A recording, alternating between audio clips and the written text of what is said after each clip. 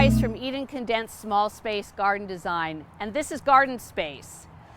Question came in about whether vegetable plants are poisonous to animals. Now I know for animals that happen to be in your kind of urban or suburban, or even if you live in a rural environment, whether you keep chickens or you have squirrels, raccoons, skunks. In my neighborhood I have a lot of squirrels, we have skunks and raccoons, that animals seem to have this instinct about what is poisonous and what isn't, and they'll tend to stay away from things that aren't good. I know my chickens will not eat any flowers that are poisonous to them, and yet they love things like grape leaves, and they'll eat all of those up.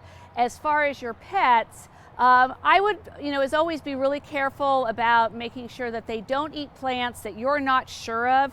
Certain plants that fall into the nightshade family, like tomatoes or eggplant, also plants like rhubarb, are very poisonous, and you don't want to have your pets around there where they're going to eat them.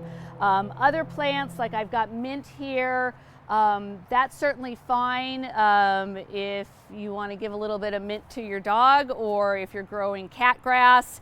Also leafy greens like lettuce. I've got some beet greens here. Carrots, my dog loves carrots, and these are fine. My chickens also like them.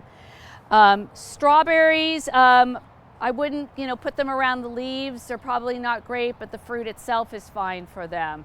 So if you don't want your animals to be around certain vegetable plants or fruit plants that you're growing, keep the area fenced off or keep your pets away. If you're not sure, then it's probably better to keep them away than to allow them to eat them.